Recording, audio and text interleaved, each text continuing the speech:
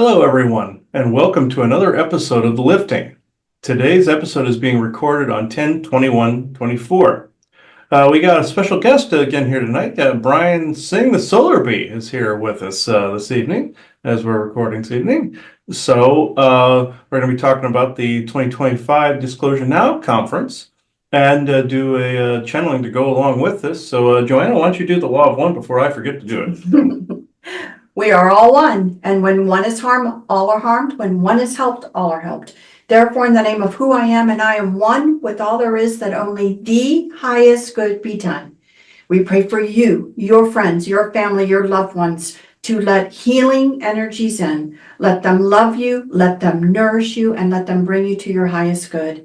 We ask for benevolence now to come in with no conflicting agenda, to join us here with this conversation and to support us and those that listen, to be able to listen to this information and bring it in and see if any of it is useful in your own life or in any of the ponderings that you may be having, and that you can take it for what it is and go in peace. So with that and with great, great blessings we send your way, we say, so be it. So be it. All right. So Brian, I'll just let you get to it. Tell everybody about the 2025 Disclosure Now conference and what people can expect from this time around. Yeah, thank you so much. Well, our first conference outing out this recent July was our fledgling conference, and we had less than 7 months to prepare, and yet we had an all-star presenter lineup of 40 plus. That also included workshops, music, special event dinners, which were kind of, I think, my favorite. And a lot of people getting to hang out together on the patio and by the beach, or on the beach and in the water. So we're expecting all of that and more. I'm probably going to feature some panel discussions. I already have a good idea of who we're going to have on, but I still have to solidify and work out the logistics.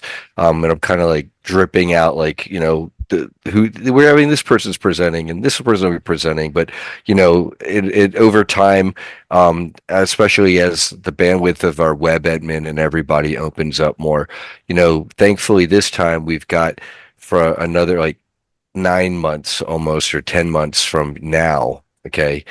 And we've already worked through it great the first time. And, part of what happened after the conference I thought was really wonderful. Is so many of the presenters, yourselves included, did recap videos of the conference itself, which was amazing. And so it feels like at least triple the people will be attending this next conference. If not, I'd like to go for quadruple. Okay. Also of note is the fact that the conference is held at St. Pete Beach, which got walloped not only by Hurricane Helene, but also then followed by Milton. So I don't know how bad after Milton, but I'd imagine even more sand got washed up into their lobbies and all over their swimming area and first floor there. So we're making it a point to go back there next year. We were already planning to do that anyway, but even more so to support the region. And then, on a related note, hurricanes Helene and Milton were, I believe that the hurricanes naturally occurred, but then they were ramped up by geoengineering. And there's a lot of discussion in our community about, hey, let's apply mass quantum entanglement, group prayer, the Maharishi effect, whatever you want to call it, to try to counter the tornado, the hurricane, Milton, because Helene took us all by surprise.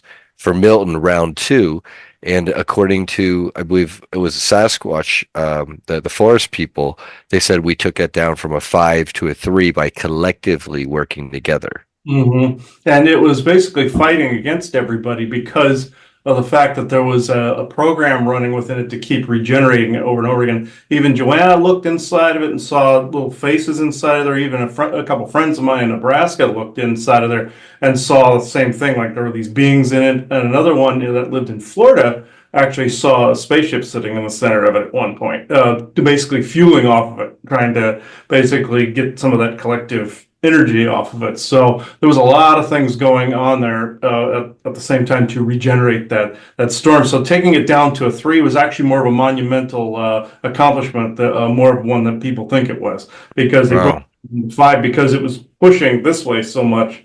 Normally a regular one without the weather enhancements on it, you'd be able to dissipate that no problem with just reversing the vortex. But one with the weather control really inserted and aliens screwing around with it, that's impressive that they took it down 2 notches from where it was. Given all that was, it was an uphill battle from the start. So Did yeah. any did I gotta ask, did any of that machinery get fried out by the masses of people collectively saying we don't consent and we don't want this equipment to be ramping up Mother Nature against us all? Oh, I feel it was, even though they've had backups, I felt like something, normally you can feel if something's messing with the ether somewhere. And they also use 0 point modules and stuff for their power supplies and such. Or from the storms themselves, they'll take some of the energy to refuel it. What happened was did feel something pop like a bubble somewhere. So I feel like something got burned out as a result. Usually Oh, good. when you're feeling the ether, it's like what Obi-Wan said in the first Star Wars movie, New Hope, where he said, thousand voices cried out and then are gone, essentially when Alderaan blew up. It's this exact same effect as what he was saying. When something changes, you feel like a disturbance in the force, essentially. Hmm. Because if you're that connected and you just feel like something just winks out all of a sudden. And I know damn well something got burned out. Oh, So good. When something bad got burned out in this something case. bad got burned out. I want to specify that. Yes. Yeah. Uh, And then I think you're saying in one of your other podcasts, episodes here, that the reason why there are so many of the mini tornadoes that were so fierce and concentrated, where they were part of the larger mass, but when the larger mass got broken down, these might have been, perhaps in this case, those entities occupying or running their own little smaller tornadoes that got broken off. I saw the same effect in Nebraska years ago, where they had a larger tornado. It actually was the largest on record. It was an F6 that formed in a tornado in Nebraska that literally wiped out a whole town. But in the process, there were people picking it apart, and it went apart. And my mother and I saw some intelligences within the little tornadoes as well. Not knowing too much about weather control at that time. This was back in the early '90s. We saw this, and also we saw these little tornadoes come together and form the big one originally. And we were like, okay, so there's an intelligent hand behind this one. Hmm. We looked into it at the time and found the exact same thing we found with Helene and Milton. So it was the same identical thing, more so with Milton this time. But And I think when you mean you're seeing things, like looking at it and seeing faces, seeing things going on, it's more of picking up on things that are behind the scenes in the contributory factor of trying to make things worse. So I mean, when people are trying to understand, consciousness is behind it. yeah, when people are trying to understand what am I seeing, and I do believe that there are basically others' involvements, let's say, that's what those faces and seeing different things like this would represent, the player behind the scene. What did those faces look like? Well, for me, I have to say, my brain is pretty funky, I think, because I think for me, personally, I do not like to be threatened in a sense. So faces for me can look a little cartoonish, so that when I'm looking at them, I'm not scared of it. Do you understand what I'm saying? Because you're essentially using your third eye perception, and then so you can filter if you want to. Yes, and so you can do that for yourself. You literally can, what I mean? What can I handle? And, if I want to be curious, how far is my own personal limitation? So, I would say that, I have to say that there was non-human involvement as well as human involvement. So they're nasty beings. Excuse me? And so some of them were nastier beings. I think, it's kind of an interesting, I don't even know really how to explain that other than to say conflicting agendas. So, because, there are people, humans, who don't equate themselves as being equal to us surface dwellers, let's say. You know what I mean? They look just like us. They're part of the human race, but they don't think they're just like us. The so-called wannabe elites. Yeah, those type of persons, I think Mhm. you have alien races that do not look at life, the world, how things work in a similar way than we do. So what they would consider evil is not the same thing we would consider evil because we Sure. have a different perspective of things. So it's a lot of things are all about, perspective. And if you're trying to run an agenda to go in this direction, there can be collateral damage that to us would be evil versus for somebody else, it's a necessary to move society along. Do you see what I mean? Oh yeah, yeah. And then depending on their agenda, and then how good is it for our society, for us or them, Yeah, right? exactly. So that's the hard thing about it, when we talk about good or evil, it ends up always being about a perspective. It's like, if I got a hold of one of them and I, was able to end their lives, from my perspective, I did something good, but from another's perspective, I didn't do something good, right? True. Right. So, it's all about that perspective. So I think for me, looking at some of this, I oftentimes want to know the strategy and who are the players. Who are the players and what are the strategies? So I think I can easily say that there are those non-human looking that could be still colonized on this earth, that many people don't know that they're living here, that may be working with elitists or military. What bothers me probably more is to know that there's a military involvement in some of these agendas that are also, not there to defend the citizens. Not We, all like I, that. I mean, if I may, because on the one hand, you've got these faces that of these entities. Some of them are non-human that are kind of like you're getting the psychic impressions of them pushing the storm. But then we literally have these Nexrad installations blanketing our land, run by presumably the military or who else, zapping the atmosphere. At the same time, you've got these beings and entities doing their thing that you're Right. perceiving And Mhm. with not all others. of them know what they're doing. I will say that not all of them actively are participating in something that is nefarious from our perspective. And there's something else that what we were told, especially about military installations, is just like we think about the V2K and different things that are the psionic dampening that's being done to regular humans. On military installations, there is a dampening to the personnel. So they themselves are getting extra special lulled into participating. We oftentimes only think about that as it relates to people and their experiences in, let's say, the secret space program. But that concept of how do I get compliance, even especially from military and military personnel, is done on the military bases and facilities here to them. And That makes perfect sense. and I would bet you that there are plenty of the hierarchies, right, who feel that they've been privy to everything, that would sit here and call me a liar for saying that, because they aren't privy to absolutely everything.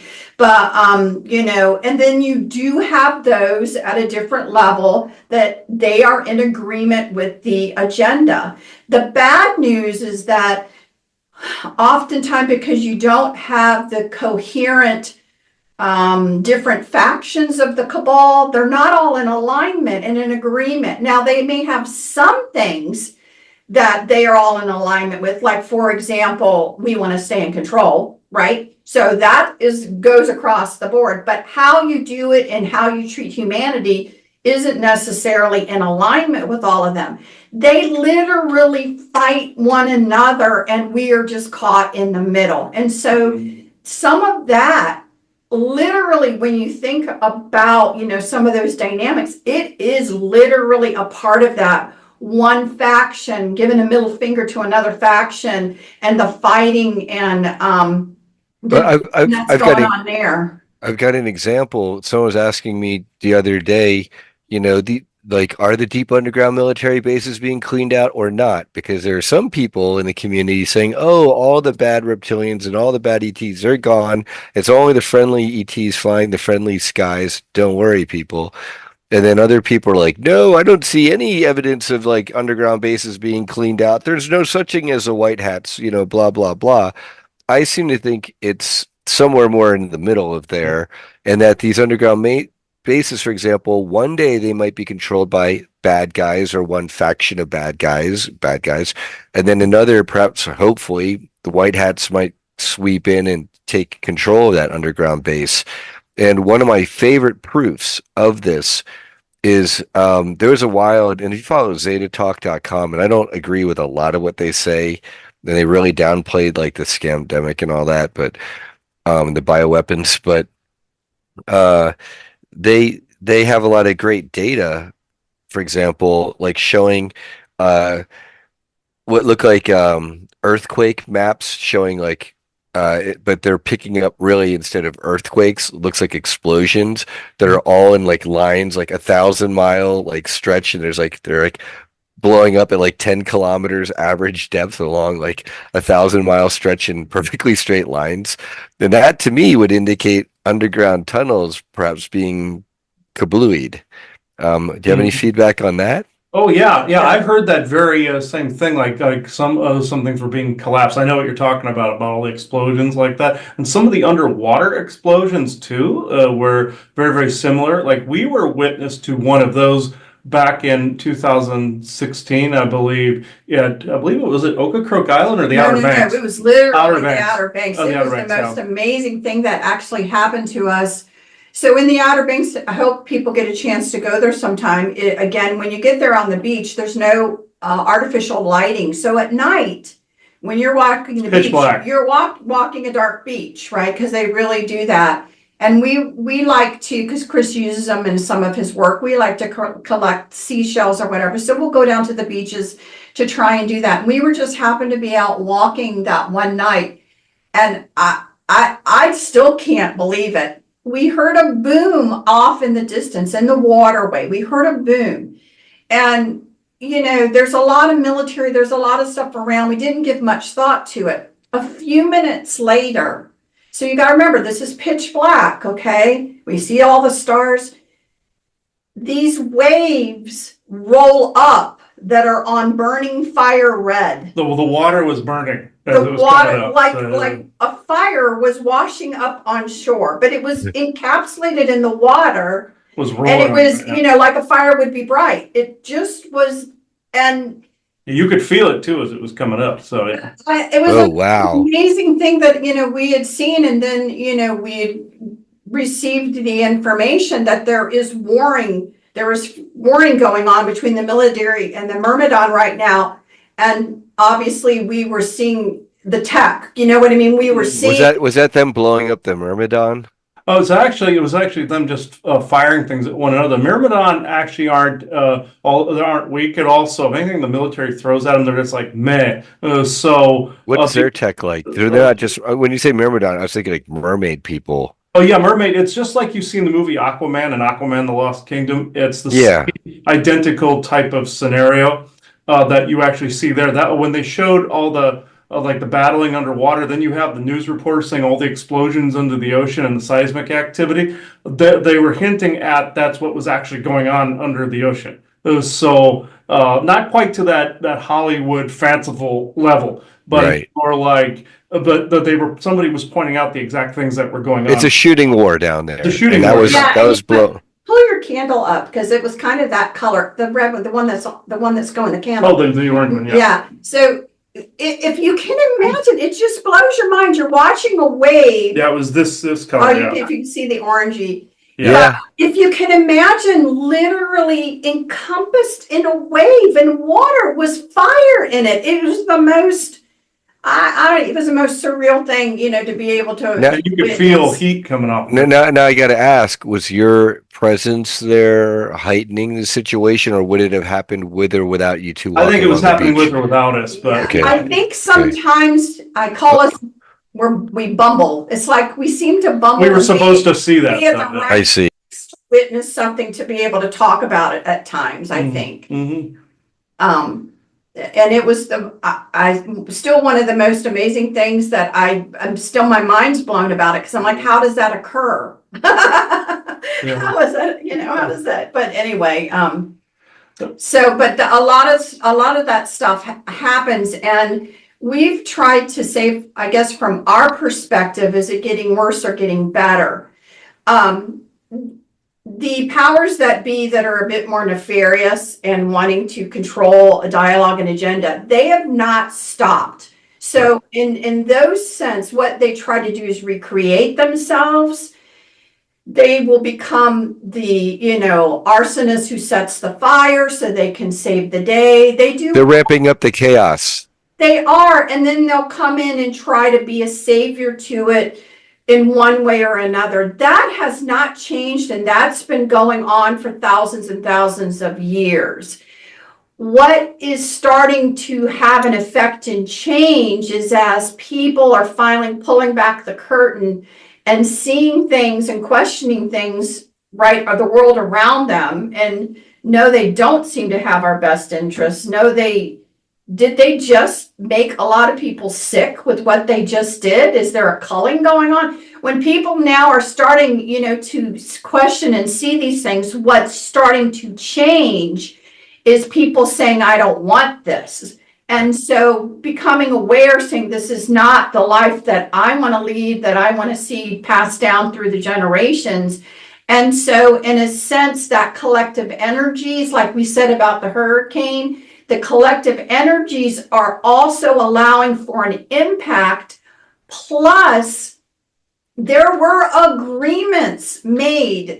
We talk about, the Galactic Federation or whatever. Well, there are still agreements that have been made for millennia, long time, that, are having to be honored, and even the nefarious are trying to tiptoe their ways around it. Groups are arguing about it. No, when you talk about agreements, Joanna, are you talking about, if I'm in the agreements, are you talking about like a changing over of the guard and for the alpha? Well, the agreements with our government, basically, what happens is, and Lonulus is a good example of this as well, where like aspects of their provincial government and aspects of our shadow government made agreements for either personnel exchange or to basically maybe have some people live on one side or the other for a certain amount of time, like over on Lonulus, for instance. The Lonulosian government won't always grant asylum to some of our people if they work for any of these Now, I have to ask, like, it's one thing I thought it was difficult for either the Lonosians to come from their next door realm to ours, and then vice versa for long periods of time. But then there are people who are able to, I guess, achieve the right vibration to be able to like permanently cross over. Yeah, Injured Cold's one of those because I came to find out, and I did come to find out more. And I will say this, because we did a GIC episode called "The Man Known as Cold," and what he ended up telling us, and he's going to come back probably for dozens of them, but this is just one aspect of this where he called the other opening of like a dimension an aperture. What is that? That's also a planet. He told me that in a different frequency, yes, like with Asgard before it became the asteroid belt, yes, there is a planetary body, but it's also there's a dimensional space, you see. Right. So he did say, yes, there is an area outside the solar system where they are as well. He told me the reason he told everybody that it was just a planet is because humans wouldn't have understood the dimensional physics of it. I still have a hard time wrapping my head around this. Yeah, me too. I'm looking at it, okay, you're in two places at once, what's going on? Yeah, so. But some of these long-standing agreements, so again, why we feel so strongly that galactic history is so important and how it affects us now, is that if you can just wrap your mind around the fact that Earth was a colonization of different races, Mhm. that came in. We talk about, the forest people, the Sasquatch. They were spacefaring. They came in and colonized here. You've got the ancient Mayans. They came in. You got the Umtumban, the ones that are more the Asian look behind them, the Umtumban. They colonized here. Again, the goal was, could you create a place where people could get along? But again, they had to come in and they had to terraform. They had to potentially wear technology. It was their descendants that got more and more used to be able to balance out. But these races are still connected to their, in a sense, to their descendants. They have a stake here. And So, that's why we're getting the ships flying over and monitoring their starseed incarnations. It's like there are people in our community like, yeah, I've got a mothership assigned to me. It's like, anytime they want, they can go outside, point a camera out, they'll have this like blinky giant That ball happens. falling. but when we're talking about what we were saying before, who's advocating, right? Who's advocating at the Galactic Federation in these agreement levels, are a lot of those races still advocating, as they have been doing since the very beginning, that this fledgling colonization, right, has rights and deserves certain things. And so it's an interesting conversation, because most of the time when you hear about this one world government and you hear about these different things, most of the time people again are assuming only humans are here, but humans are not the only ones that are here. So you've got a lot of advocating being done on behalf of the original intent that was benevolent, like the first original benevolent charter, let's say, of the people trying in and coming to do that, and races that are advocating for that as well. So it's, when you just think it's only humans, right? You think you can make it all work and force a forced unity. You can't even do that with regular humans, but we're talking way more than just regular humans. And so you have a lot of it. What helps is, again, where we say we're the ones we've been waiting for, the understanding of the big picture, to understand how important you are and how do you co-create what you want, right? And those energies then can coalesce with other people co-creating. But right now, as we've said many, many times, what people have in general learned is how to not co-create well, Right. and how to co-create for someone else. But to expand people's minds a little bit, it's way more than just humans. It's way more. And that's where we talk about the storyline, the agenda. So if you can convince everybody that there's nothing other than humans, right? And you can convince everybody that you're the heir apparent, right? And you can rewrite history, and you can ignore all of this stuff and tear whatever you want to tear down so that you can rewrite history again. And you can do all of this. The goal is to control the dialogue in order to present it in a way to get people to still co-create for Right. another's They agenda. they're buying our consent without saying, "Hey, kids, we want your consent." They're just kind of giving us the funhouse maze that kind of funnels us Right. and keeps us funneled. Right. And then when now we talk about these And that's groups, part okay. of these stories, though. So to get back to what we were originally saying, where you're like, people are saying this, people are saying it's ending, people are saying this.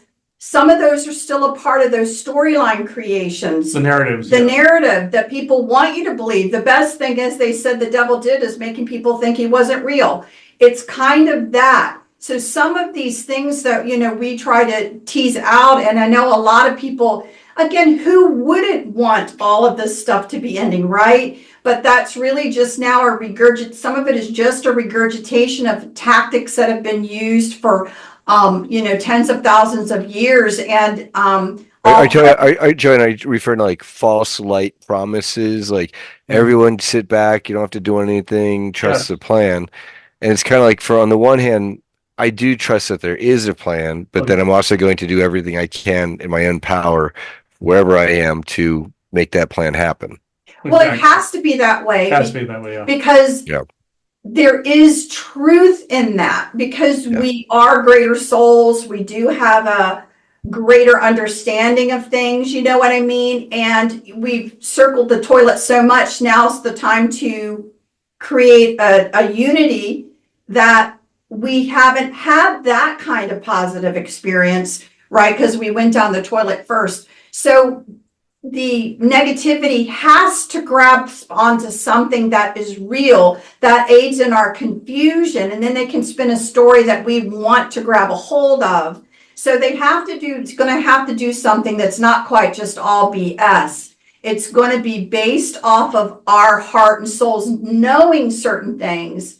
Do you see what I mean? And then That's a spiritual evolution, and our elevating our vibrations towards higher frequencies and truth and all of that. Now we're capable. Now they can not violate the prime directive and make contact with us. And then, this begs the question for me: is the they? Are you familiar with the galactic court system, and do you interact with that at all? I have very rarely. There was a client of mine about 4 or 5 years ago that had introduced me to some of that because he kept having dreams where people were trying him in a galactic court of law for breaking some law or something like that. And the same dreams kept happening over and over again. He was getting SSP memories back. But what was actually happening is some of the people that participate in the secret space program were grabbed also by members of some of the good factions of the Galactic Federation and went, hey, wait a minute, you're guilty of this. But at the same time, the bad guys here in the SSP wanted him to only remember those nightmare sequences where he was being accused. They actually let him go, citing that it was his bosses that actually did the thing to him. So what our government, as punishment for making allies out there, they let him only remember the fact he was being guilted. So and it was on record skip. Now, when I had that confirmed, yeah, I know there are different councils, different court levels. Like we have, like if you saw the movie Jupiter Ascending, whereas you saw the bureaucracy taking place in that, or Harry Potter, where you see all the levels of bureaucracy. It's like that.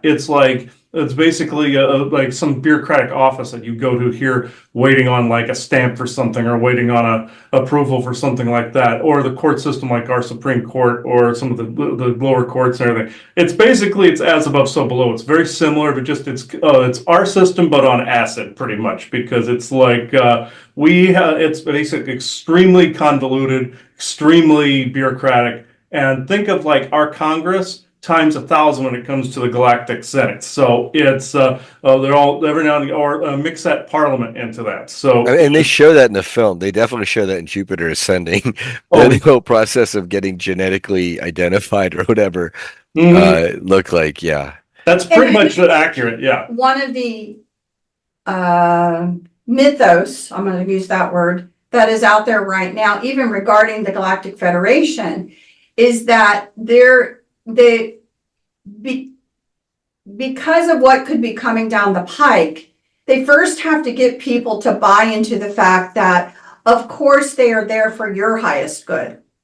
Right. Or because they're higher beings or somehow. And what we'd say, just because they're at a higher level, but there's baddies at higher levels too. And just because they're at a higher level doesn't mean that they're higher, they're more bad. They're more or they're just again, it's kind of one of those things. They don't have the same value system. And so you know what I mean? So is some of this really for our highest good? And and so I guess I would put it this way. We are unique here. This is a unique situation on this planet with different people, with human beings, with a full range of emotions. You do not see a lot of that out there. So when these federations were first made up, the vastness of what could be on a planet was not there. And so this is like, taking a square peg, Earth, and trying to fit it in a round hole of their mold that they have always been able to have, but we're so different. So because we're so far down the line, this is the grand experiment, right? And it's morphed and it's become more than they ever thought. And then there's always conflicting agendas, and then there's a bureaucracy. Exactly. Yeah. And so the question is, again, if you can really tease it apart, is why are we the only ones that have to change? Why aren't you changing? Well, Why aren't actually, I was you gonna, up? you know how you just mentioned, Joanna, that most of the galaxies are not as emotional and they don't have the same range. And I guess isn't that part of what they desire from humanity and they're afraid of is our level, our emotional range. But a lot of these races, like if they're like feeling emotion, like they've been on maybe like what do you call it, Prozac this whole for a couple of thousand years, maybe they're trying to like use us to get their mojo back somehow. Yeah, there are some races that are like that. Majority of them are not. It's like Star Trek, where you just see the different races, Hmm. like the way they are.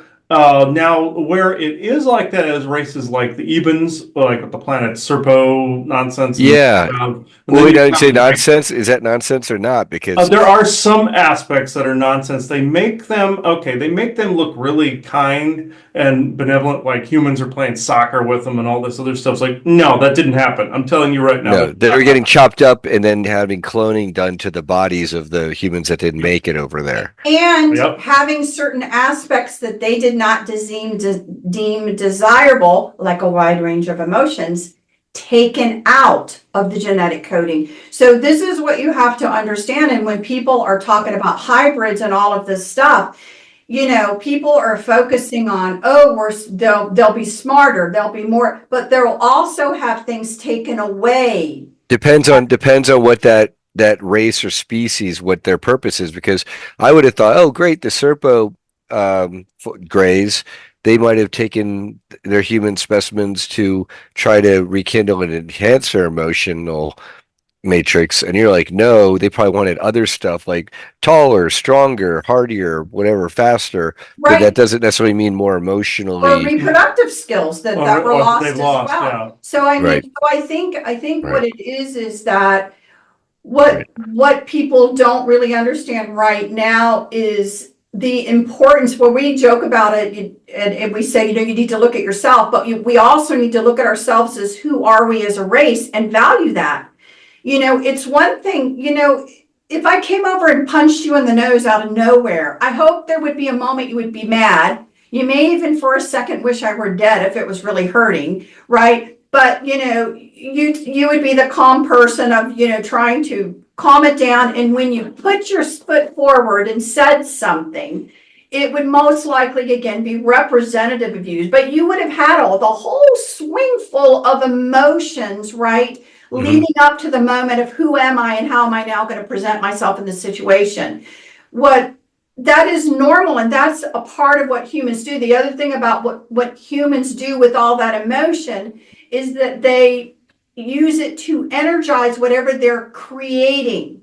And so that passion, for whatever the reason is, it could be I'm creating something that's going to be really beneficial, but I'm very mad the whole time I'm doing it because I'm mad at what happened to my family member, right? So there's a lot of things done within all those emotions that make humans what they do. And one of the great things that humans do, I always think of the 3M company. We didn't create it, but we made it better, right? Right. How could we use it? How could we do? That's something that humans have a lot of, that you can see now. Even the school systems trying to kill that type of ingenuity in students. So and make them little emotionalist zombies. But so like what you're saying is in the case of like a human, like you punch us in the nose, we're going to react one way or another. And a lot of times you don't actually know how we're going to react.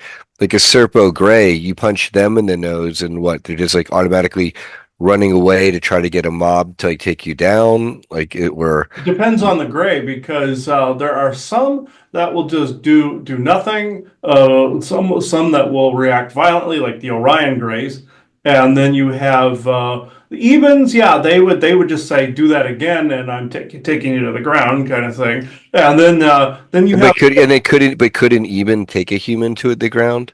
Oh, yeah, the bigger security ones you could. Now the Oh, short, really?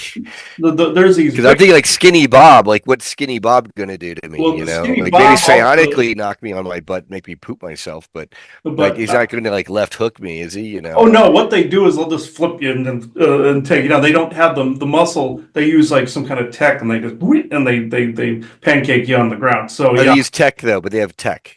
yeah, they use tech like a psionically based tech on their hands. They can just move But you if through it's, that. Yeah. again, sometimes they are more robotic and those are very strong. Don't And let some of those are fool very you. strong though. The robots, Don't let the Oh, robots fool you. yeah. okay. Don't let them fool you. I Right. I tried to tackle one time, a big 8-footer, and I got my ass handed to me. But what I So Okay. mean is that you would be Okay. taken, so let's say a galactic hits you in the nose or whatever, and you had that full range of emotion.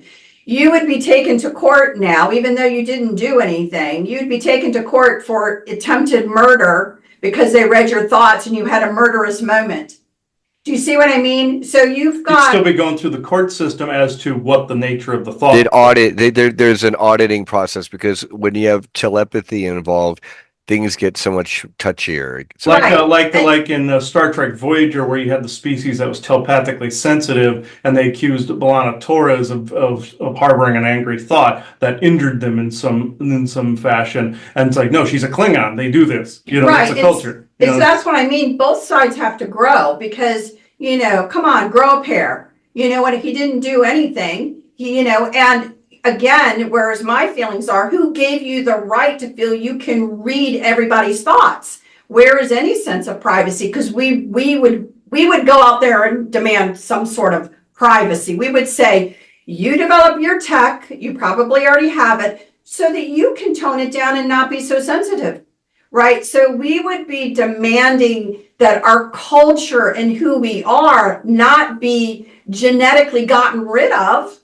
Right. We would expect, and now would we also learn as we learn and grow to be able to find, as we say, that center space, that analem space, that calm space, knowing that you're dealing with somebody sensitive. Most of us kind human beings would want to present ourselves in that space to that one to show respect for who they are. We're just saying we should be having the same respect.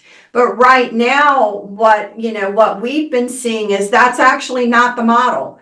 And, so a lot of stardust being thrown around, a lot of, all of this stuff. And it's really not necessarily the truth because they have such a long history and who they've been basically wanting to come in. We do not fit that mold at this time. And why should we have to completely fit that mold? Why? We shouldn't have to. Why can't you let more me ask. accept us? My understanding of that greater exopolitical situation is that accordingly, it's like the Farsight Institute and others, I believe, like Elizabeth April, um, just kind of like a militaristic stalemate between, I guess would be is it the Draco reptilians and Orion Greys on the one side, really, Mhm. against more like the Galactic Federation types. And then the big part of the problem is that the Earth isn't even part of the Galactic Federation. We're not a charter member. And then there's always other planets that are part of the Galactic Federation where their worlds are under attack and getting messed with by the Dracos. And so they're like, well, why are you helping the humans over there on Earth? They're not even signed up. And others are saying, well, what happens on Earth to humanity is actually really important to the rest of us. Oh yeah, there's also another angle to this where it would also at the moment would not behoove us to become part of the Galactic Federation at all because you have aspects of their council that are more fascist. They would demand that we would conform to how we would have to structure our government. They want one ruler to be able to sit on the Galactic Senate, say. So, and Earth does not operate that way. Right. We're multicultural, and it has to be treated differently. But you have the cabal that wants to be the one ring to rule them all, pretty much, or also the Martian Germans, to be more accurate. And what happens is they're trying to, all the chaos you're seeing, is they're trying to basically, think about when you're trying to apply for a credit card or an insurance policy or a loan or something like that, and you want to meet the minimum requirement.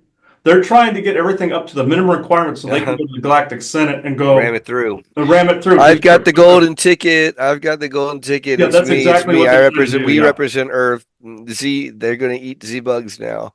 Yeah, exactly. That's exactly how it is. Think of also like a lot of the DEI stuff you're hearing about, a lot of this other stuff. Where do you think it comes from? Out there. So, and I'm not saying every single aspect of the GF is like that. That's asinine. I'm just saying that the cult faction of it that we're dealing with does believe that. So, and that's also made up of some of the ones we call princes of the universe, or the part reptilian, part Pleiadian ones that I was talking about in the other show we were doing. I thought those were renegades, so they weren't part of the Galactic Federation. Well, they are allowed to do what they're doing. It's another faction or council, but they're kind of like the GF is kind of like, yeah, okay, let them do their thing, kind of thing. So yeah. Or how do we stop them? They're a rogue faction with their own civilization now. What are we going to do? Yeah, they're Pleiadians to hybridize with the Draco. Mm-hmm. Like, you stop them.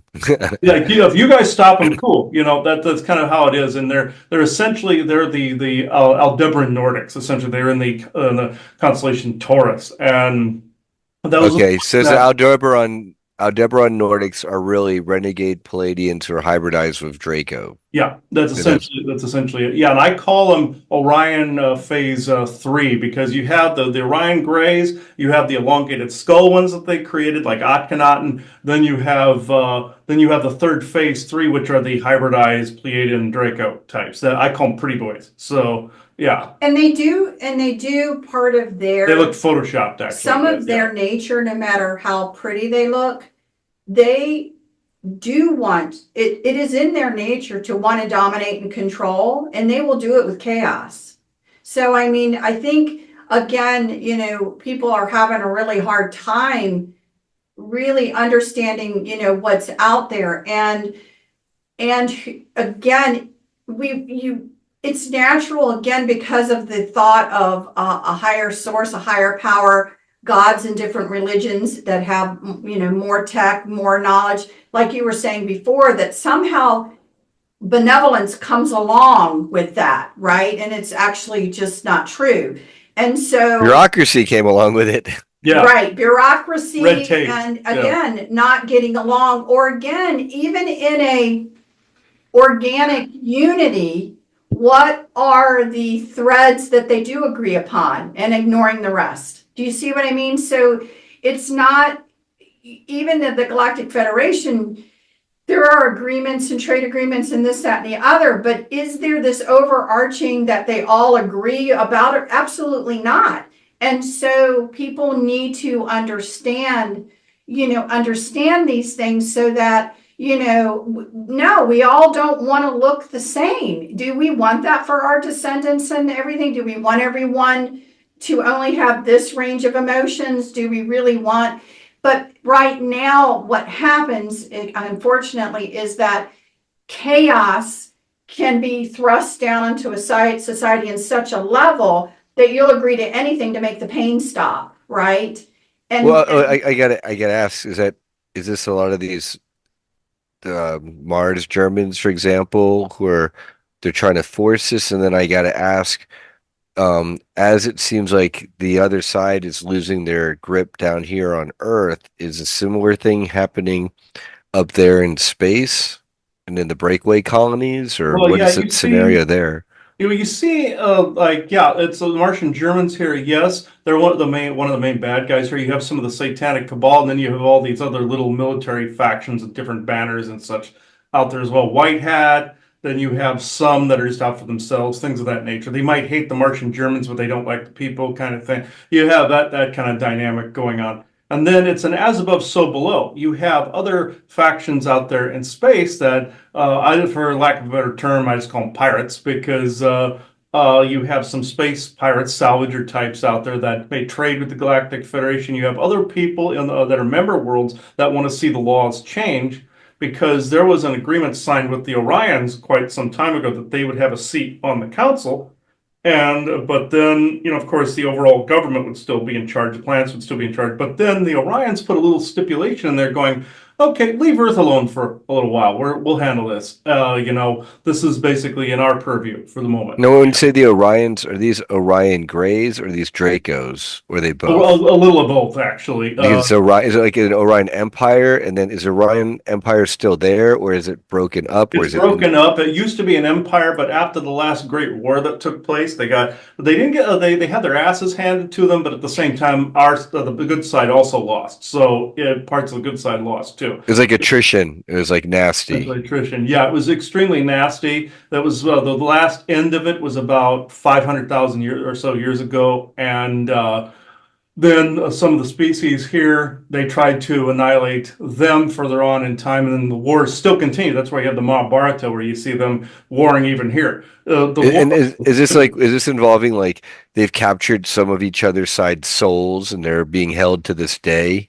oh yeah, this has happened. That's where you get the whole story of the Screaming Souls of Maldek story, is where when Asgard exploded, you had a lot of these energies flying around that were being captured, and some souls are still swimming around in the ether from that time frame. That's where you get that. That's where you get that information from. So Wow. yeah, Okay. and also the contract that was signed. I said this at the conference where you see this scene in Star Trek Discovery where you see an admiral in Starfleet Vance, and then you see Osira, the Emerald Chain, signing a contract in that, or they were trying to sign a contract. And then Vance actually withdrew and said, no, you have to step down, have somebody impartial take your place on the Federation Council, and we'll be glad to make a deal with you. The real thing that took place, that was a real historical event they were depicting in that. Also, you can equate it in Skyrim to the White Gold Concord they signed, that the Empire signed with the elves in it. It's the same thing, where they denied Talos worship. Essentially, Earth is no touch, or the Sigic Order telling the Daedric Lords in Skyrim or in Elder Scrolls, no, you can't manifest on Mundus because well, you need to let this society do this, and that it's essentially telling the same They story. want the grand experiment to develop organically. They don't want anyone to upset the terrarium. Yeah, exactly. And this is the reason in Elder Scrolls you had the Sigic Order step in until the Daedric Lords stopped doing this. Is you had one called Molag Bal that came in and destroyed a whole village. He goes, I can do what I want, and then all the other Daedric Lords went, what are you doing, man? And Sigic Order steps in and goes, nope, we're gonna have to call you all to task now and create this treaty that if you do this again, we're gonna cream you. So now you have these lucid, like kind of loose treaties between all the Galactic Federation worlds. Like if one comes here and does something, another member world can step in and try to stop that, no matter how good that intention is. And then you have, like, if one is brave enough to be the wildebeest across the stream, then you have three other member worlds showing up here going, wait a minute, they just introduced themselves to the public. Now we can do this, match the treaty. And then this is kind of like everyone's still waiting for the starting gun. Yeah, exactly. They're all sitting there going, eh. Well, it's Yeah, kind of funny you say that all along while people are being prepped already to accept the story that's been approved with the agenda going on with it. So I know, again, people will say that they've had their experiences with even some of the things that you were saying about being prepped to be something, right? A part of you doing this over here. But, the question has always got to be, what was that agenda? What was that agenda? And what I'm being told was I taken into a kind of a school environment and told this was a factual, this is the way it is, because they want it to be. Right. Was I fed this false agenda? Like, are they hybridizing with my children that they're taking away at like 4 months old in like, the womb because like they want to help humanity? Or is it they really want to make their own hybrid race to help kind of sort of replace humanity, blend in Right, with to us? go along with the agenda of what they envision the type of humans they wish to deal with. And Right. so, It's like and that Gene so Roddenberry's Earth 2.0 or whatever. Oh yeah, Earth Final Conflict, Yeah, where that one. Yeah. the aliens make themselves look godly, and they're really doing experiments on people in the background even before they introduce themselves to humanity. And that's basically real. Yeah, that's basically one way that but they show one race, and there are two races, but that is essentially correct how he wrote it. Yeah. Yeah. Uh, So we don't deny, the one thing that we try to say, this is why, again, why we often say, kind of we're like this. We don't like to name drop. We don't like to talk about people. We don't like to Okay. do that. It's not about the people. It's about the what's being done. It's about the bigger picture story, because very good people have been abducted all their life and been prepared to say a narrative, not a truth, but a narrative, and to promote a narrative, an agenda that maybe if they actually knew what really the big picture was, they wouldn't have agreed to. But when you are prepped and primed for that, people will tend to do it. And they Groomed. have been told Yeah. groomed, and they could have been told a story that is for the most wonderful, benevolent reasons, but is it really what is appear? It's like we always say, Brian, and we all agree on this about the a natural unity, and that's really what we're talking about. We want to promote the truth and the understanding of the dynamics of things, so that what actually forms out of it is a natural unity and growth versus a forced Yeah, fall people unity. need the truth so that we can come to an organic consensus. But if we're fed this false reality matrix garbage, then even if we theoretically did come to a consensus, it's based on this false overlay. Right, because eventually down the line, somewhere it's going to come out. And Right. somebody's going to start to question and go, what in the world happened? And then you're how many generations down the road? And, basically what can be done. So I think, so to me, when we talk about, of course, this being an important time in humanity, what Chris and I often, are all about is a way bigger picture than what most people are normally talking about, kind of, information that needs to get out there so that people can really contemplate it and say, what do we really want? And what are the new souls that are going to come in for experiences, the descendants and different things?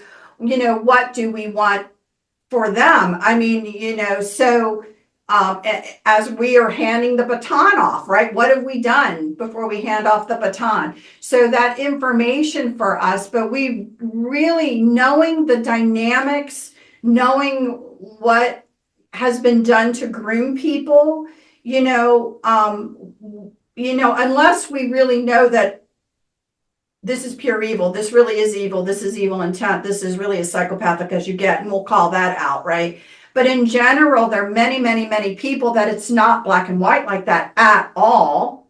Because And they don't know. They're still buying tickets to the concert and watching The View. yeah, and they don't know, and people that have been groomed for certain positions, really the dynamics. I always am, state what happened to you, state your experience. Do not attach a final meaning to it. You then sit back and really start to listen, and then you can make maybe a judgment down the road of what was I really a part of, right? But that's why we always say, right? Deny the known and manifest differently. Take the time to explore it. But first things first, you've got to first take down some of those mythos, like what we were saying before, that everything that is higher in frequency is benevolent.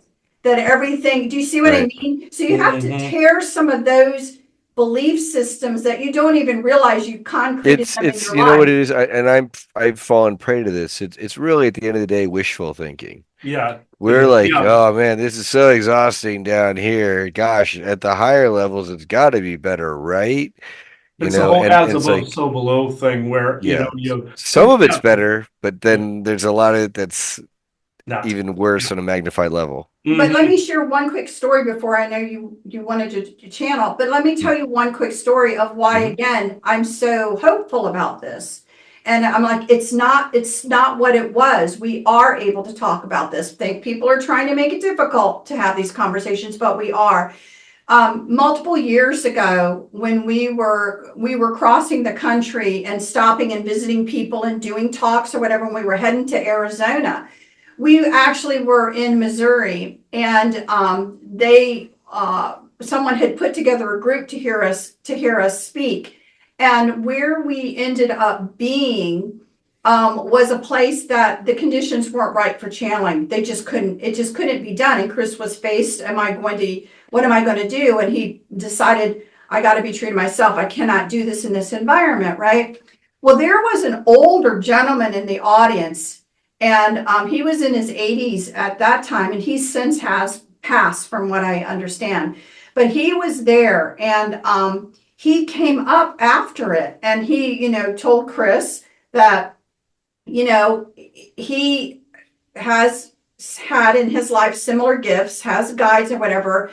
But he was, it was in the 50s, and he was a professor and did all of this stuff. And he said, at that time, with all the information that I knew, you could not talk and have these conversations. Oh yeah, no way in the Because 50s. I mean, geez, being a communist was bad enough. You started talking to aliens and stuff, forget about it. You're going to be dead in these agendas and stuff like this. So what had happened is that he didn't want to go. He finally decided, I'm done with all this. I'm in my 80s. I don't even want to see this.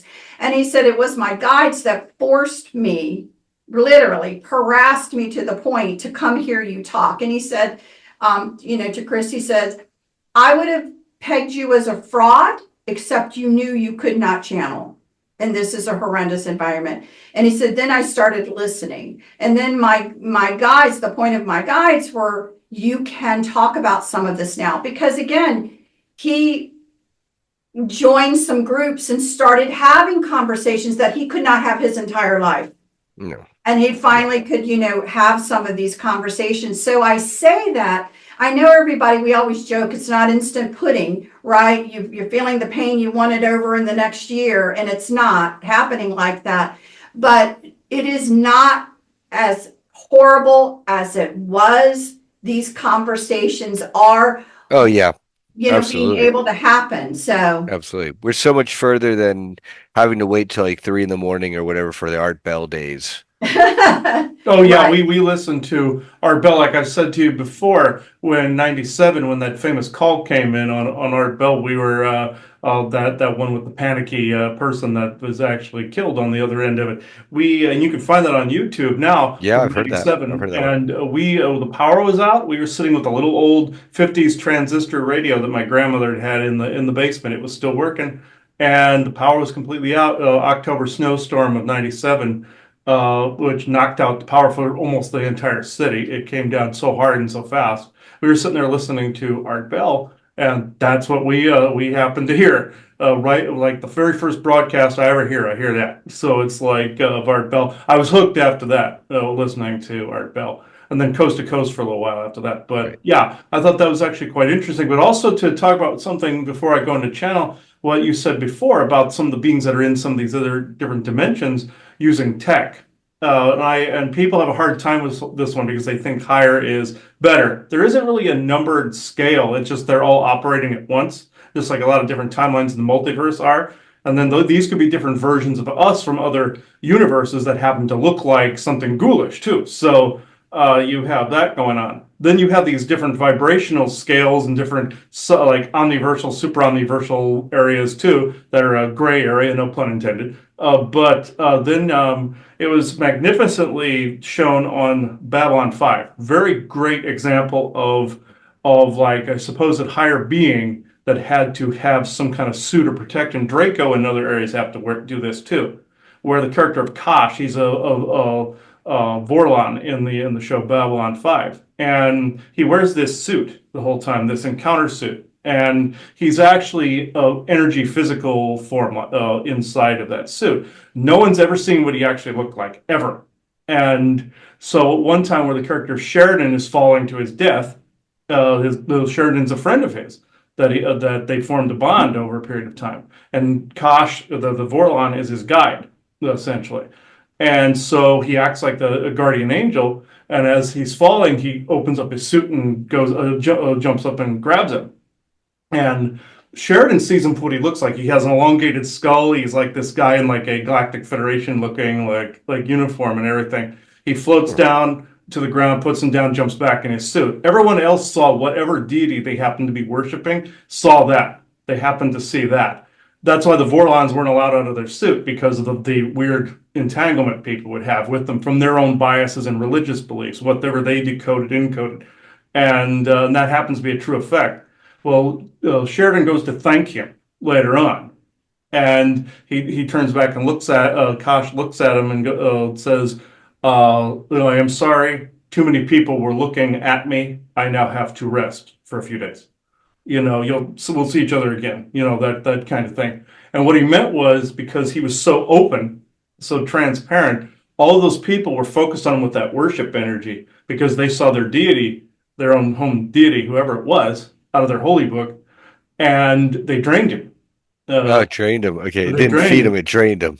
They drained him, Right. and that they were making a point. Worship is more draining, and it damages the being that this happens to be about. And this is why some of the galactics wear suits like that. J. Michael Straczynski was making a point that some galactics wear these suits if they're very energy sensitive, so they don't get entangled with people. They don't form an entanglement type bond with them like that, so they can continue to be more of a guide if they're millions and millions of years old, like the Vorlons. Yeah, and it was that was a very great point that was being made because some of the Untumbans, for instance, will wear like a samurai type of suit if you ever see them because they're the proto-Japanese and Chinese races that formed all the Oriental races on the planet. The Oriental races are their descendant lineage. They're the proto race that actually seeded that genomic structure. They wear that suit. The other And one. do they have dragons as well in that culture? Oh yeah, yeah. There's dragons here. There's dragons there. Oh yeah, they have them. Right. And some of them actually are dragons, where they literally will morph like a werewolf, but into a dragon too. I've seen that too, where they literally will change. I found out the Khan lineage was actually that. That So makes a lot of sense. yeah, the Genghis Khan, Kublai Khan, that was a dragon lineage, like the Dragonborn from Skyrim, or they call it Firebrand DNA, but it's the same thing. So, and werewolves, it's the same thing. There's a branding in the DNA where then you have the werewolf as well. So it's the same thing. Different lineages have that ingrained, or you can become one, like a vampire. So yeah, that's a show all by itself. I mean, the way that dynamic is set up by itself is just enormous. So. But yeah, I was thinking it was going to be the forest people that were going to be speaking this evening because when I was outside with fire I had going earlier, the forest people were saying that they were going to be around. I assumed they meant that we're going to talk, but I know there's a lot around here. Normally I don't chat on in the evening because I can't see anybody outside, but it's like, but I can tell there's a lot here. There's members. There's Lanyalosian members here. There's forest people. There's Untumban. As I can see in my head, I can see samurai outfits with the sword and everything. So I uh, yeah, and they're sarcastic as hell if you ever run across them too in a dry humor sort of way. They're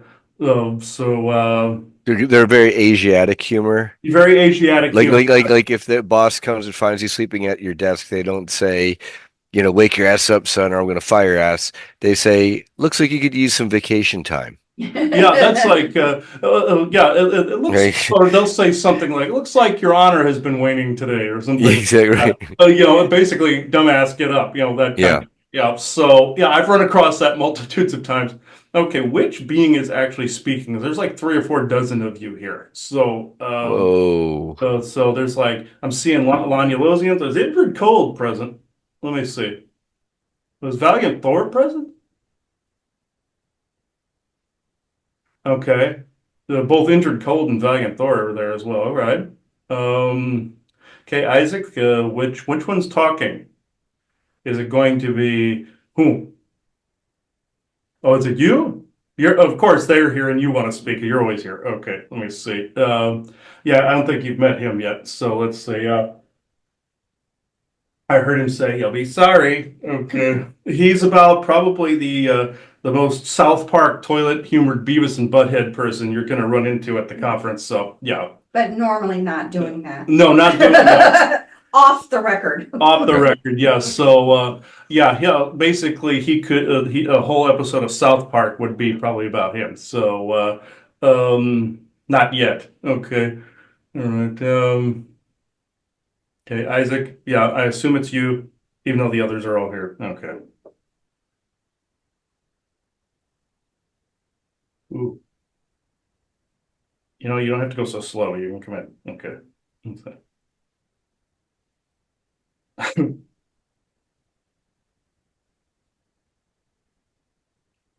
Yes, his assessment of my character is actually correct. But at the conferences, will I exert this particular potty mouth? Maybe, perhaps, depending on what the discussion is.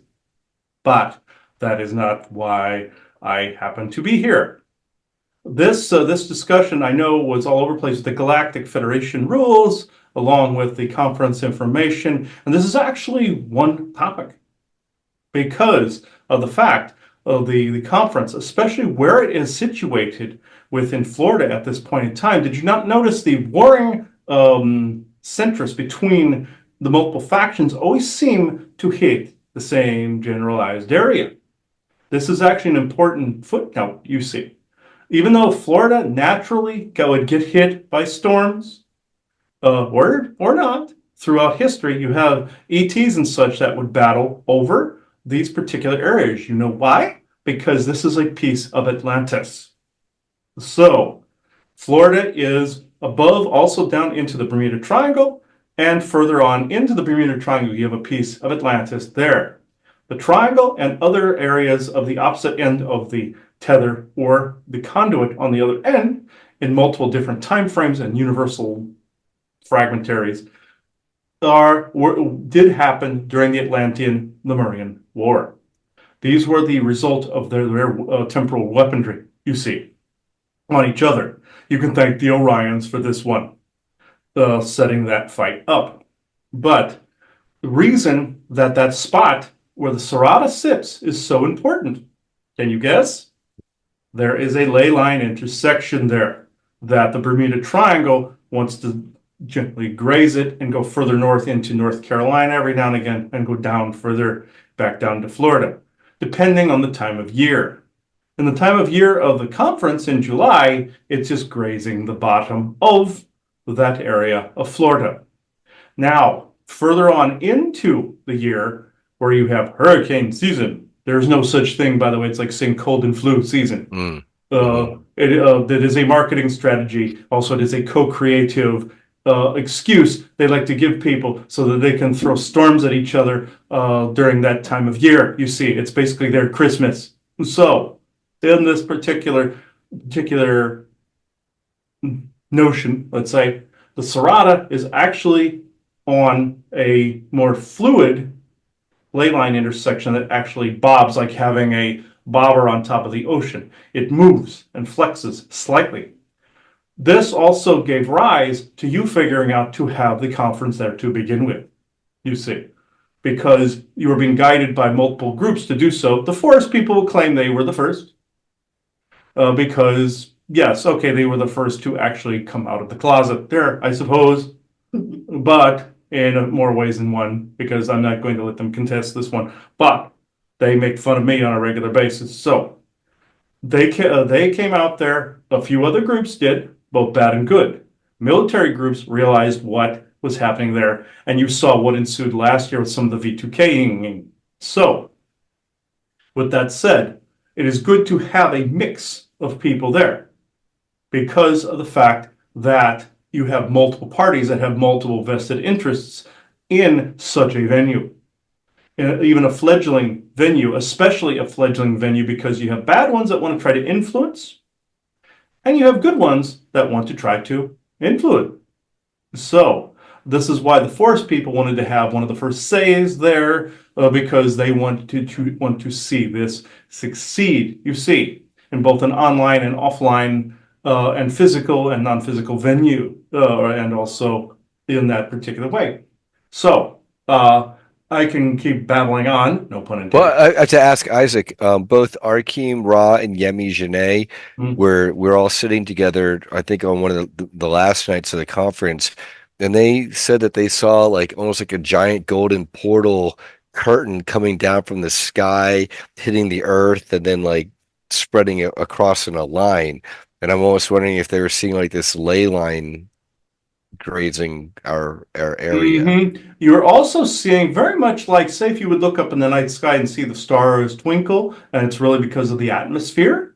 They were seeing the energies that were blasting the area, not only from non-artificial sources, but artificial sources as well. You see, it's because of the nature of the area. It fluctuates and moves. They were seeing this, the vortices and stuff. There's more than one vortex there. You see, and the ley line intersection itself, very much like, again, a tornado, like you were saying before, breaking up into smaller ones, or a hurricane breaking up into smaller tornado type entities.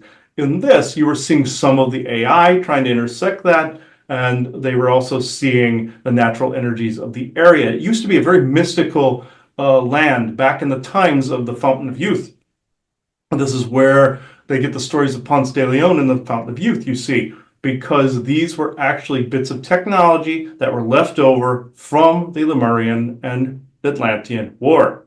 Because They there's a helped. Stargate there, right? Near Sarasota, Florida, Mhm. south of it a bit. Yes, you are absolutely correct. Some of it is underwater. There's also other technologies off in the ocean, off the shores of Florida on both sides. And Florida, throughout the swampy areas, even the Everglades, has a lot to offer from that period. This is why there is a military base entrenched in the Everglades.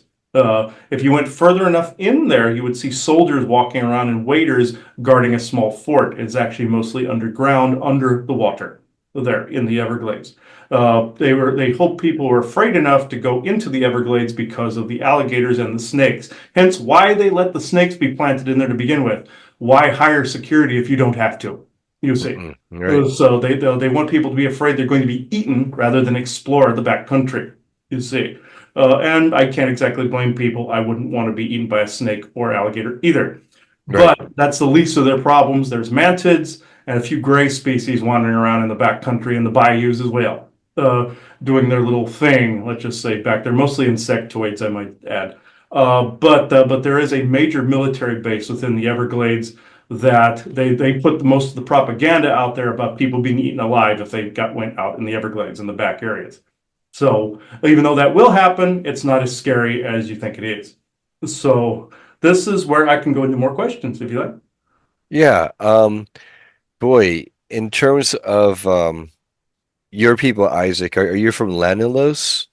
Mm, only half of my genome is. The other half is human. You would say I'm tall, white, and human. You would see me as looking like himself. I'm actually related to himself.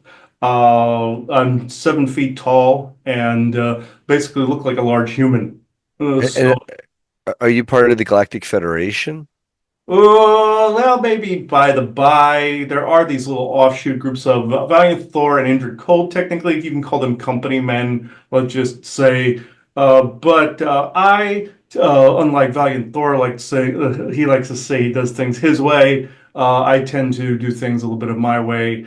With me and my brother Thorsden, yeah, you can say I'm part of it to a certain extent, but not fully entrenched company Got it. man like Right, Indrid right. Cold.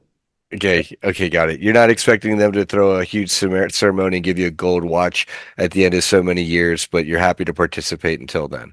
Yes, exactly. Yeah, not necessarily a company man. It's just like that story with the boy that wanted to challenge the giant to a game where the giant said had 1 foot in one land and one in the other, and the boy took a piece of his homeland, a piece of the giant's homeland, and stood on both the little piles of dirt. That's basically me right there.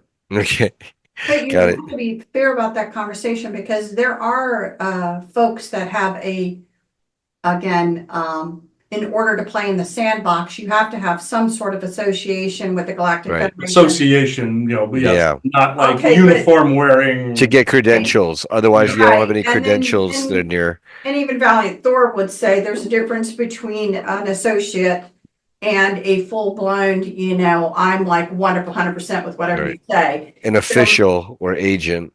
Mhm. So, they, again, so it's even, they'll say that we're on a crash course to have some sort of affiliation with them, but how much of one is really, going to be the big question.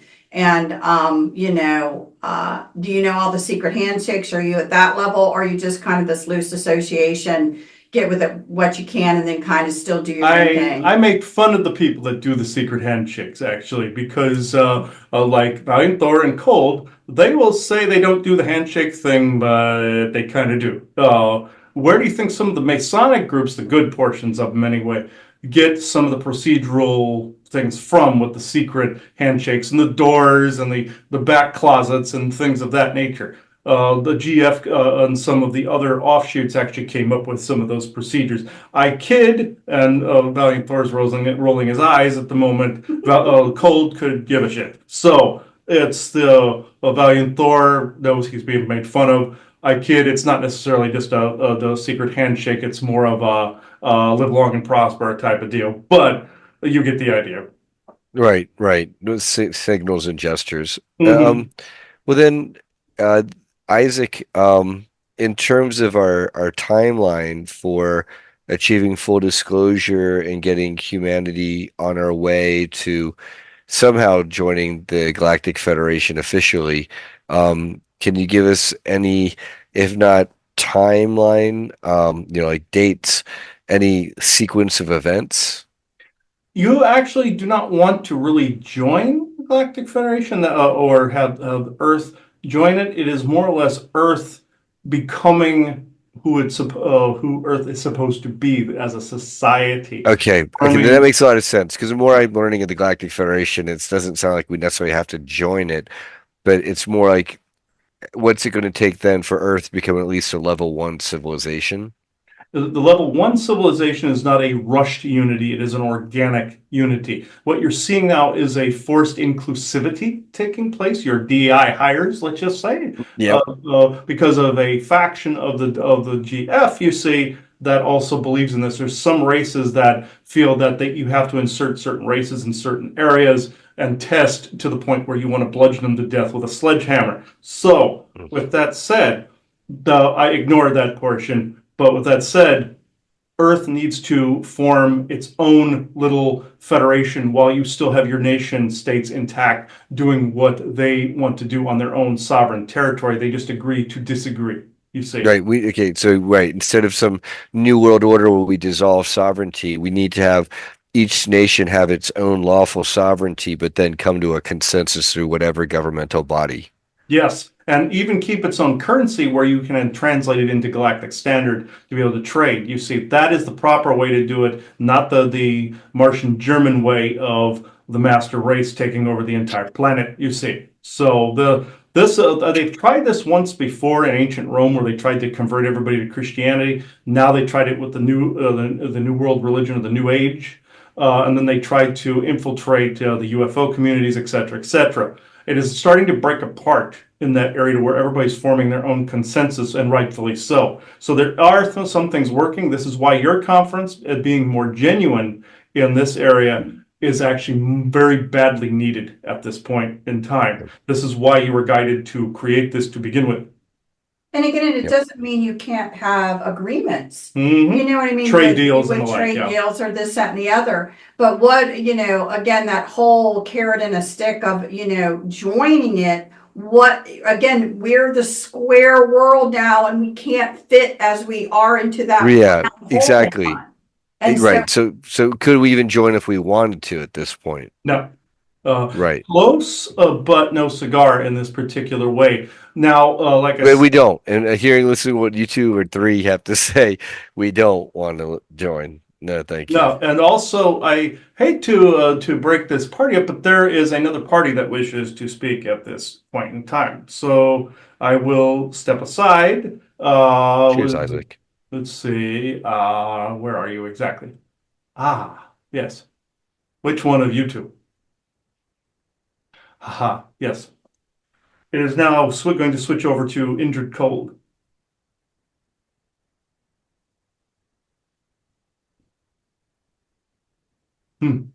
Yes, you call me Cold, or I am the one known as Cold. But am I that in emotions? No. No, this happens to be my name. Unlike Valiant Thor, that is not his name. He is like the Doctor from Doctor Who, of whom they called him that from, whereas he is not giving his real name, but his rank. So, that is not actually his name. So that is more of a Galactic Federation ranking. As he's valiant as Thor was, that kind of thing. Me, I'm just Indrid. So uh, this is where I come in to talk about being a searcher. Searching, this may seem like haves and have-nots, and he seems to think this is an unfair advantage for certain bloodlines. And I wish to say that there are some loopholes within the legislation that we have found to come in and search for maybe souls, people, and bloodlines that we interacted with in the past. Lanulos likes to find loopholes, you see. Little precedents in the laws, very much like your Brotherhood of Steel does in your Fallout New Vegas, where you try to find a loophole to depose one of their leaders within their own laws. This is what I doing it my way, unlike Valiant Thor, who does things his way by influencing different cultures on Earth, such as academia, politics, religion, the private sector, and the like. I do it by searching for those that we have already found in the past, you see, and finding those people to then be able to bear the story of which I wished people to remember from their own histories. Woodrow Derenberger, for instance, had that within his family, and his daughter still carries this torch to this day, you see. Whereas continues to write about myself, not that I'm vain like this, you see. I am just trying to find any loophole in the bureaucracy that I can use to be able to bring about a unity or bring about at least a starting point to where it's the first gunfire at the race kind of thing. To within other races can be inspired to find loopholes, manipulate that system a little bit, just like you can manipulate your business system a little bit to be able to get around some of the bureaucracy you have here on Earth. You see, and so or on Midgard, as it were. So are you saying, Indrid, that because perhaps like you're a Lenosian and you have perhaps certain bloodline that allows you to kind of take on a almost a free agent status without getting in trouble with the authorities, as it were. And then if enough people, enough beings do likewise, then you can have them be part of helping the organic shift down here on Earth. That's exactly it. They called me a searcher, you see, searching for opportunities to be able to implement dialogue again with people, even on a soul level and also a lineage level that we once had dialogues with before, let's just say, the Iron Curtain dropped. Not the little Iron Curtain, but there was another one that had to do with all the galactics having to withdraw to, let's say, a safe distance or not interfere past a certain point. From the Mayan and Aztec perspective, it looked like their gods had disappeared, where we really didn't go anywhere, kind of thing. But this is exactly what took place. So I'm trying to find any ancient legislation I can. Ancient. Well, am I linked to any of these? Do I get to fall and fit in any of these loopholes threads here? Actually, with your father saying like what was said in a previous episode by Steve, I believe his name was. So yes, there are some loopholes in there, but some records were actually lost out there in some of the libraries during the last war conflicts and some of the last skirmishes. So we are attempting to piece together. So say if you lost some of your files off your computer, but you had a backup somewhere else. But that backup was right smack dab in the middle of contested territory now. What would you do? You'd search for it and find a nondescript way or a nonchalant way of doing so. Also, some of your ancient gods would send, like your Hercules, for instance, out to gather objects, people, and get some experiments and creatures under control. That's the nasty side of it. I'm talking about, say, some records were lost, like in your Blade Runner 2049, where they said they had a burn that took out a bunch of records. That actually happened to us out in the galaxy, and we're having to do data recovery, let's say. And then on Earth, we found a lot of the missing pieces, a lot of the missing records from the old times. It's like in your movie Man of Steel, where you saw those The of crystal Krypton shard. had been on Earth before, and then the war took them away from there. It's the same thing, you see.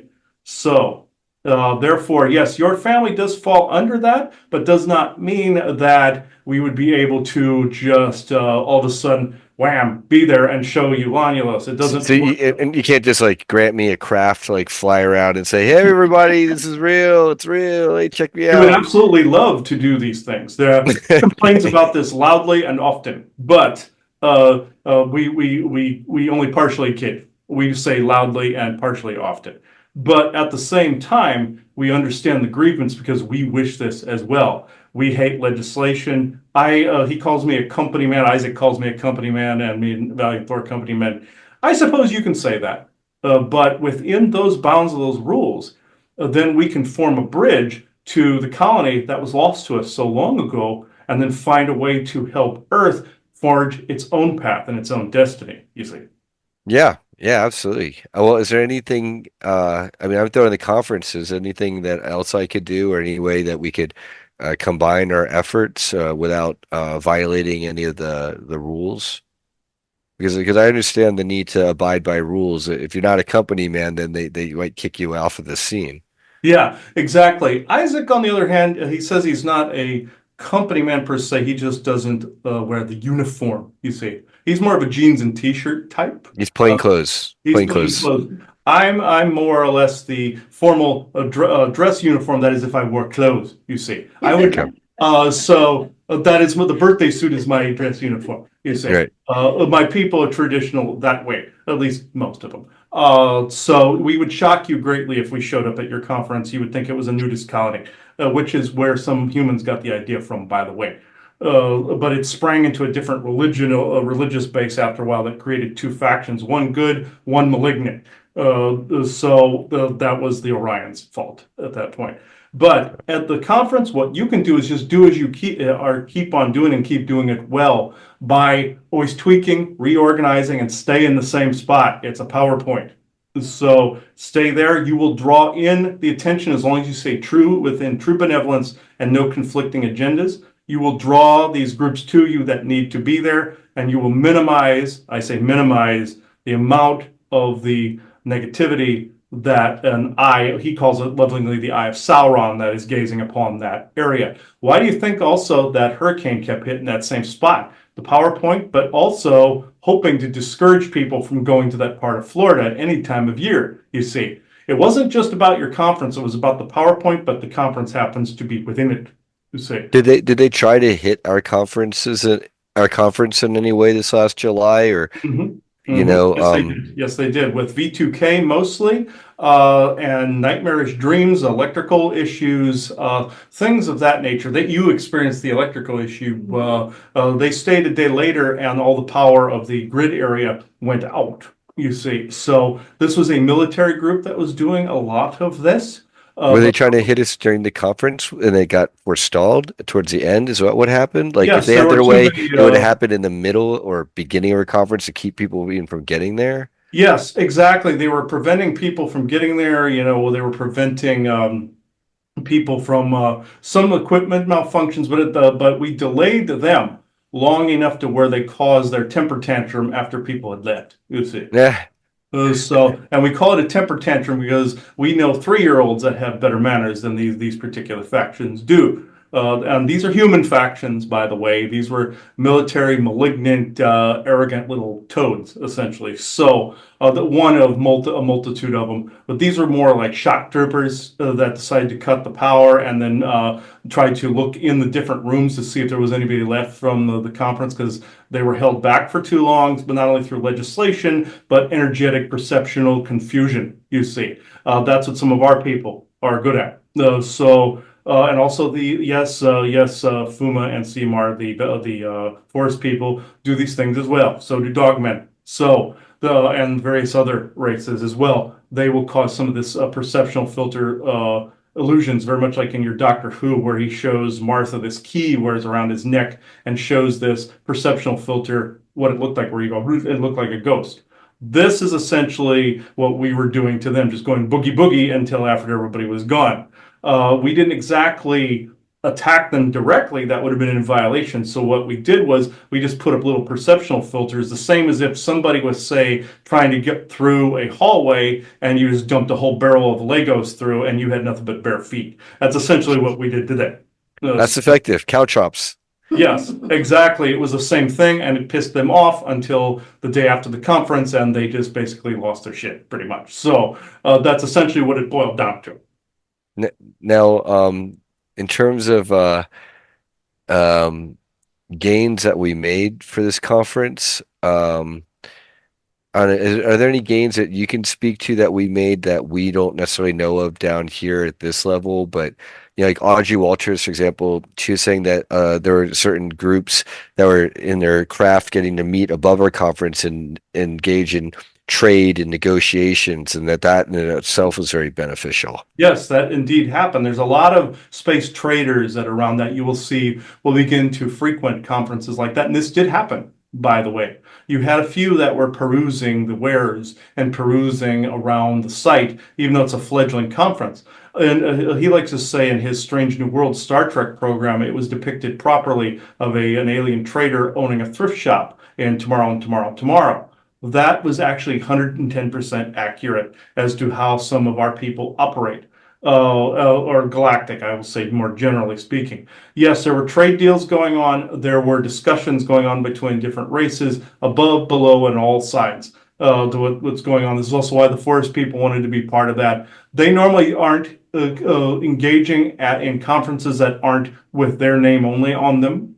You normally see Sasquatch related conferences. They are usually present energetically and frequency wise at those. They usually prefer their own thing. At this one, they decided to basically come out of the closet. So, for this particular event, this shows the genuinity of it because they generally don't do that for galactic conferences. They do that for their own kind. Wow, it's an honor. Thank you. So they wanted me to say this. They were going to speak initially, but they hung back when they saw how many other people were present. They will in a future show here in the not too distant future.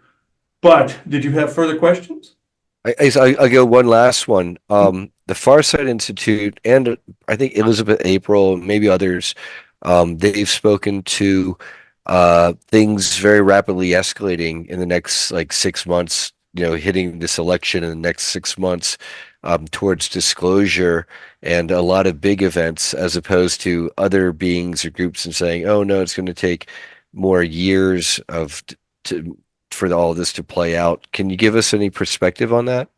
Depends on the timeline, you see. You shift timelines all the time, you see, within your dimensional Midgardian frequency, you see. It's guarding the middle ground, meaning it's like the Yggdrasil tree where you can jump to different timelines depending on which frequency you happen to be on the side of the bed you wake up in the morning. Sometimes it's not quite that anal, I actually kid. It is actually more or less more of a catharsis that has to take place first for that to happen. It's not that frequent.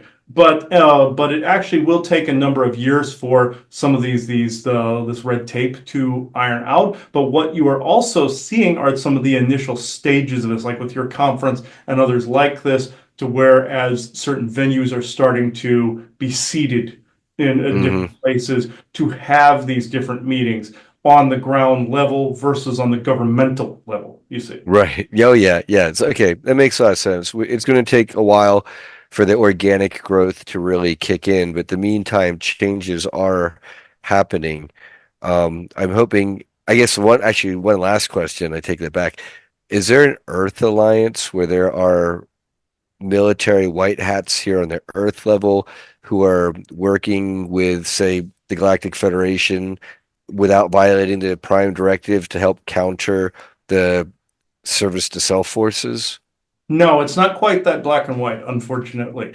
Okay. The forest people have spoken about this recently on their own program. It is up to humans on your level to recognize these things, and actually, once you become cognizant of these things happening, it becomes to drastically build that energy dynamic you see, and you become that Earth Alliance. Is there a cohesive alliance? No. Are there white hats doing similar things in little pockets? Yes, that is the distinction right there. Okay, so it's kind of almost like an Earth coalition that's waiting to become an alliance, and it's up to us to basically formulate what that's going to be. Yes, is up to humans. Yes, yes. So there's one thing I do want to bring up. It's more of defining things because, words can be limiting and people have many definitions for the same words. Right. So I want to do a clarification on words. Hmm. When we discuss the difference between an organic unity versus a forced unity. Mhm. So even in the disclosure movement, you have almost two camps that are promoting an agenda, and some of it can be an organic unity, but some of it is a part of what we consider anything where there's deception to try to promote a certain agenda without you having all the information, in our mind, is a forced type of unity, okay? Where they're trying to drive you to believe certain things. Yes. So even within the disclosure movement, even in different conferences, I hate to say it, but not all conferences are organic unity based. Right. The one thing that we Some are propaganda based. Right. We say they have shills and sponsors to insert messaging, even though there's truth in there, they also insert things that Right. flies in the And- ointment. And Yeah. so to me, that's one of the biggest things to try to, I guess, disclose right now is to help people understand again.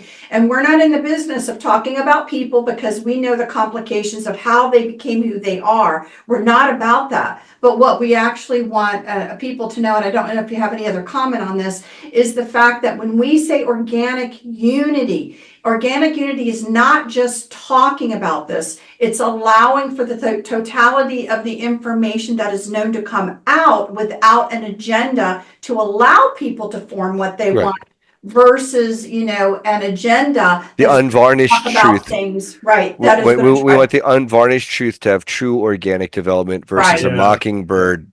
right. Yes, and as Elena once said, 50% of this is recognition, 25% of this is acting on this, acting on all this, and the remaining 25% is coming to a resolution stage about this. So yes, this is you're in the recognition stage, the 50% Yeah. of the way there. Yeah. Okay, we're getting there. 50% is good. I'll take that. It's better than 25. Yes. And it's going to be a struggle because I think, in reality, again, understanding that all these dynamics exist, you know what I mean? It's hard to have a conference that isn't free of some of it. So, the goal is to do the best. Right. It's very difficult to not allow, maybe folks in that maybe unknowingly know that they may be bringing information that isn't quite 100%. But the goal is as we grow with our discernment, we still can pick through it all. And so, and allow that organic unity to grow. And or if they're on stage and they throw out like a red herring, we had now the discernment to call them out on it. And maybe now we get their audience won over to ours, and we even unmask that deception. Yes, and this is actually, you'll find that you'll do this naturally. It's not like it's a job per se. It's more like you're doing this organically and naturally as you go along. You're going to root out these red herrings as you go along. The more genuine the conference, more genuine the intentions, the more genuine and organicness that you're rooting out the red herrings. It's not like you're doing police work or fire work or EMT type work or ghost busting work or anything like that. You're actually just organically unifying, and therefore the red herring becomes the elephant in the room. You see, so this is how that change is born. Or like in your Star Trek Picard, where he says to young Guinan, Picard goes, "Change does not always come in the time we think that it should." And this is actually a very important thing to understand. Not think that we should, but when it is meant to, meaning when the conversation is organic, no matter what the people believe about each other, politically, religiously, or anything like that. When you are at that stage where you're having a comfortable or at least a peaceful conversation with members of your own society, this is when you will really start to see that pick up in the end from our end. Now, at the conferences, you're already beginning to see this because you have people around you at even your conference, Brian, that don't agree on every single point. You see, but yet here they are in the same room with one another. And they came much further along from where they started to then after by the end of the conference, there definitely was a lot more um, amelioration in Yes. a true sense. Yes, and this is a clue, Sherlock, because that shows the genuineness of the conference platform and the template that is being formed. You are literally writing this particular constitution, as it were, as you go along. Eventually, I would actually make a little bit of a suggestion, making maybe a set of tenets or a set of not commandments, Isaac. We're not doing Principles. principles. Yes, Lay out I the would suggest principles. lay out the principles of the conference and make it stick. This That's will good. I like that. show Yeah. stamped in place. You put your sword in the ground and it will stick and it will stand the test of time while everything kind of withers around it. That's what you want. Excellent. I thank you for the suggestion, Injured. I appreciate it, sir. Yes, we made this. I mean, Valiant did the suggestion to him and Bjorn and yourself for the new GIC. So, Oh, and I want to say hello to Valiant Thor, my behalf and Craig Campobasso and crew. yes, he will speak to you soon enough on hang on, Valiant, did you wish to make a comment before? No, we're fine. Okay. Okay. I just wanted to make sure he did not. But yes, he will eventually make further comments on further shows. He's usually a man of few words, even though he tends to babble on for quite some time when he gets into channel mode. And he knows I'm making fun of him and he's walking away now. So, with I'm a Doctor Who fan, so it's okay. yes, he is essentially the Doctor. You see, a fun little fact: Frank Strange's actually had the nickname the Doctor, and Valiant is the face changer. You see, many people think Like the Master. The Master, yeah, that too. He's like, ha ha, that was actually a joke. But in this particular way, well, both actually, in this particular way, people thought the original photo was him, and the other person that you saw the circle around him was the bodyguard. When in Right. fact, he was the same person. He just changes his face often. You say. Therefore, you really don't know what he originally looks like. Right. So that's how he's able to conduct his business so readily. He could be black, white, red, male, female. You don't know. It's not, no, Isaac, he is not gender fluid. Thank you. That said, before he goes into some more of the lewd jokes, I will cut this conduit here. So he can do this on his own time. So it was your time. I know, I understand. Was. But, okay. Thank you for having me on this evening. Conduit closing. Thank you.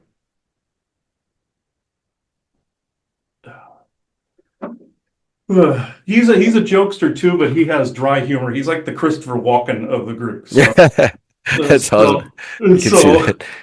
That's how Cold is. You know, he has dry humor. He goes, Isaac goes, get it, cold, dry, get it. Okay. But okay, but that was actually excellent. I like that. Does anyone have any final words for this before we close I this? think, I hope this was, very enlightening for people, a lot of different conversation. And it's hard because you can start going on this and you can go for hours and hours and hours and hours and hours because it's just never ending. But again, like I said, from our perspective, we believe so much of the importance of the galactic history side and how it applies to our daily lives to bring that part of the conversation into the disclosure community so that it helps people gain a better perspective. So yeah, galactic history is definitely then it blows through all the matrix distortions of like religion and we came from monkeys and the dinosaurs were killed by a big ball from the sky in one day or whatever. Yeah, and that's a load of bullcrap. They said, however, the big ball from the sky was directed by other ETs, so he didn't get eaten by the big things with teeth down here. Right. They did do the big ball from the sky to clear the surface of the dominant predators. The predator species, yeah. Okay. They tried once before to colonize, and they kept getting killed, and injured. So they figured throw a big rock down on them, and then they'll come in afterwards. And that's what they did to mine resources, and then they decided to colonize. So yeah, the movie 65 does that. That depicts that very well, showing the human-like people outside the Earth, and eventually it was colonized. So that it depicted it quite well. Oh, really? So Adam Driver and that was like pretty It was pretty odd. accurate. Yeah. The only thing, And accurate that he didn't really know where he was, because it was really in that formation stage and the decide to, hey, let's colonize this area. It really was like that. So it's like a frontier. It's like the wild, wild west, and you might get eaten by a Tyrannosaurus Rex, maybe, and mhm, quite possibly yeah. in that scenario. But Yeah. that humans, because people think again, that I call it the human skin suit. This design was new to us here, and it wasn't. It is old, old, old, old, old, old, old. You know what I mean? Now, was there tampering done? Yes, but I mean genetic tampering. But God knows there's genetic tampering now. But Everywhere, yeah. it's a great depiction to try to give people perspective a little bit of what was going on before all of this development here started. Mhm. They Right. even When we show were at the still end at the cities. Jurassic Park. Yeah, yeah. They even show at the end where the Earth is burning, and then they jump ahead to where cities are on Earth. So somebody was making a statement there about definitely about that. Joanna, do you have anything? So we'll close No, the circle. no, I'm Brian? great if Yeah, you're great. yeah. Uh, I'm happy with all the content. I just very much look forward to coming back, and uh, I mean, it was very much a treat to get to not only get to meet Isaac formally, but then also speak with Injured Cold, and then have Valiant Thor chime in, and that also shows you how tight a galactic community we have down here. most definitely, yeah. Valiant Thor, I will tell you the secret. My mother actually physically met him so a long time ago, and it's the second figure, the one with the red circle around his head. That's the version of him she knew. In a suburb of Chicago at a bar when she was 21, he looked like a mob goomba, pretty much dressed like. Yeah, like with like dark curly hair in a zoot Yeah. suit. Okay, And he looked like that other figure, what people think is the bodyguard. That's what he looked right. like. And that's how she knew him anyway. Was at that face. So he's It's not very very much like a Star Trek episode. yeah, that I would write that into a Star Trek episode with whatever series they had going. I would write that in there as a flashback or something because I think that'd be great. Yes, I know Valiant. Yes, I understand. Okay, I don't know why they're timing me for whatever reason, but Okay. okay. Okay, closing the circle. Usually when they say that, they want the circle closed. So Right. so thank you everybody. Thank you for everybody for watching this episode with Brian Tseng the Solar Bee. We hope to have him on very soon again after this to keep plugging that awesome conference, very genuine conference in July at the Serata. Again, hopefully you can be there. Go to his website. Why don't you say the website, Brian, before we Yeah. close? FullDisclosureMovement.org, all one word. We got highlights and the live stream recording from this year's 2024 conference. And then we've got Super Soldier early bird tickets for singles and couples already on sale. And the Serata, as they're cleaning up in the aftermath of these two storms, we have a conference discount that's available. Just let them know at the Serata that you're with the 2025 Full Disclosure Now conference. All right. Thank you, Brian, and thank you everybody for watching this very good episode, very unique episode of the lifting. So this is where I now officially close the circle within true benevolence and no conflicting agendas at this moment in time. So thank you, everybody. Bye bye now.